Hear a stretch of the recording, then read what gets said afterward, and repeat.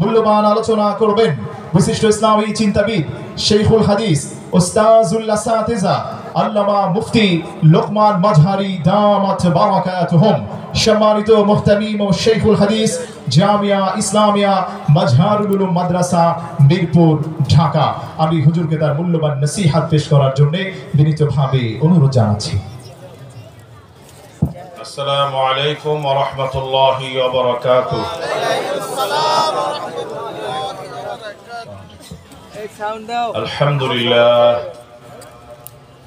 আলহামদুলিল্লাহ ওয়া কাফা ওয়া সালামুন আলা ইবাদিহিল্লাযীনা ইসতাফা। আম্মা বা'দু ফাআউযু বিল্লাহি মিনাশ শাইতানির রাজীম। বিসমিল্লাহির রহমানির রহিম। ইন্না নাহনু নাযালনায যিকরা ওয়া ইন্না লাহু লাহাফিজুন। সাদাকাল্লাহু মাওলানাল আযীম। ওয়া ক্বালা রাসূলুল্লাহি সাল্লাল্লাহু আলাইহি ওয়াসাল্লাম إن الذي ليس في جوفه شيء من القرآن كالبيت الخريب أو كما قال النبي عليه الصلاة والسلام. اللهم صل وسلم وبارك عليه كما تحب وترضى عدد ما تحب وترضى. জামিয়াতুন নুরাইন আল ইসলামিয়ার হাফেজ ছাত্রদের দস্তারবন্দি উপলক্ষে আয়োজিত আজকের এই বার্ষিক ওয়াজ ও দোয়া মাহফিলের মুহতারাম সভাপতি, উপস্থিত আছেন আমাদের বাংলাদেশের অত্যন্ত ঐতিহ্যবাহী দ্বীনি পরিবারের সুযোগ্য সন্তান, প্রধান অতিথি হিসাবে যিনি আমাদের এখানে বসা আছেন, নানুপুরি হুজুর দামাত বারাকাতুহুমুল আলিয়া। ওনাদের যিনি শীর্ষ মুরব্বী আল্লামা নানুপুরি সাহেব রহমতুল্লাহ আলাই, আমাদের বর আব্বা উজানির শেখুল কররা সুলতানুল আউলিয়া হযরত আল্লামা কারি ইব্রাহিম রহমতুল্লাহ আলাইহির পীর ভাই ছিলেন। কুতুবুল ইরশাদ কুতুবে আলম হযরত রশিদ আহমদ গঙ্গোহী রহমতুল্লাহ আলাইহির দুইজন সুযোগ্য খলিফা ছিলেন। ওনার সামনে বসে কথা বলা আমার কাছে বেয়াদবি মনে হইতেছে। আরো উপস্থিত আছেন একটু আগে যিনি আপনাদের সামনে বক্তব্য রেখেছেন, আজকে প্রধান অতিথি আলহাজ মোহাম্মদ কফিল উদ্দিন সাহেব। উপস্থিত আছেন উস্তাদুল হুফাজ জামিয়া হুসাইনিয়া আরজাবাদের হেফজখানার প্রধান হযরত আল্লামা হাফেজ তাফাজ্জুল হক সাহেব সহ দিগার হযরত উলামায়ে কেরাম, মাশায়েখে ইজম, বুজুর্গান ইজম, অত্র এলাকার মুরব্বিয়ানে কেরাম, বেরাদারানে মিল্লাত, অত্র মাদ্রাসার হযরত প্রিন্সিপাল সাহেব এবং অন্যান্য আসাতেজায়ে কেরাম, আজিজ তলাবা, যুবক ভাইরা, পর্দা আলের মা ও বোনেরা, সময় কম, আজকে আর ওয়াজের দিকে যাব না, কিছু ভূমিকাই বলবো। শুধু বর্তমান সময়টায় আমরা উলামায়ে কেরাম যারা আছি এবং দ্বীন দরদি যারা আছি, তারা অত্যন্ত স্বাধীন এবং মুক্ত ভাবে আছি, ঠিক না বেঠিক? যে একটা সময় ছিল হক কথা বললে, কোরআন হাদিসের কথা বললে, তাদের স্বার্থের বিরুদ্ধে হলে ওয়াজের ময়দান থেকে, মঞ্চ থেকে বক্তাকে টেনে নামায় দিত, ঠিক না বেঠিক? মসজিদগুলোতে তাদের নিয়ন্ত্রণ ছিল। খতিব সাহেব ভালো কথা বললেও তাদের গায়ে লাগতো। জুমার নামাজের খুতবা দিয়েছেন, আসরের আগে চাকরি শেষ, ঠিক নেই? সে অবস্থা কি এখন আছে? আপনারা মনে একটু আস্তে আস্তে বলতেছেন, ভয় মনে এখনো আছে। ভয়টাই নাই, ভয়ের পালা শেষ, ঠিক না বেঠি? যারা খেলা হবে বলছিল, আমরা তো তখনও মাঠে ছিলাম, এখনো আছি, কিন্তু ময়দান ফাঁকা, খেলার ময়দান থেকে খেলা শুরু হওয়ার আগে নাই। কথা বলে না? তাদেরকে আর দ্বিতীয়বার বাংলাদেশের ক্ষমতার মসনদে দেখতে চাই না। ধরে নিয়ে যাওয়া, হ্যান্ডকাপ লাগানো, ডান্ডা বেরি লাগানো, কোমরে রশি লাগানো, সেই দিন শেষ। ঢাকা ইউনিভার্সিটিতে রাজু ভাস্কর্যের সামনে এখন কোরআনে কারীমের তেলাওয়াত হয়, নারায়ে তাকবীরের স্লোগান হয়, কোরআনে কারীমের তাফসীর মাহফিল হয়, সিরাতুন নবী মাহফিল হয়, ঠিক না বেঠিক? শহীদ মিনারে এসব আলোচনা হয়, তেলাওয়াত হয়, তাফসীর হয়, সিরাতের আলোচনা হয়, শাহবাগ চত্বরে তেলাওয়াত হয়, জামাতে নামাজ হয়, ইসলামী সঙ্গীত হয়, ঠিক না বেঠিক? এবং এর দ্বারাই বোঝা যায় আগামীর বাংলাদেশ ইসলামের বাংলাদেশ, ঠিক না বেঠিক? আগামীর বাংলাদেশ না, আওয়াজ বেরো না।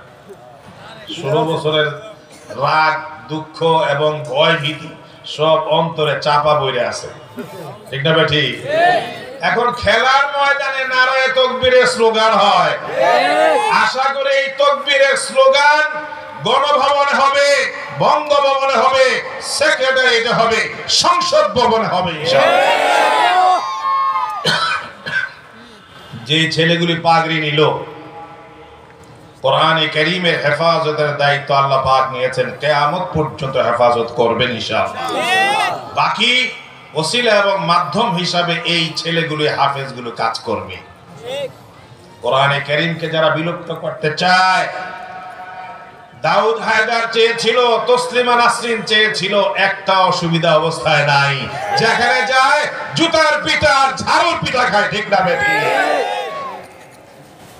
বিগত সংসদে একজন সংসদ সদস্য সুন্দর একটা কথা বলেছিলেন, কথাটা আমার মনে পড়ে এবং তার জন্য আমার মনটাকে এখনো কাঁদে।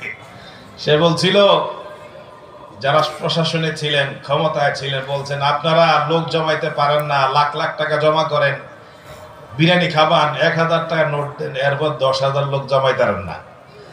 আর শাইখুল ইসলাম আল্লামা শাহ আহমদ শফি লক্ষ লক্ষ লোক ঢাকা শহরে জমা করছে, 10 টাকাও লাগে নাই। কথাটা ঠিক নেই?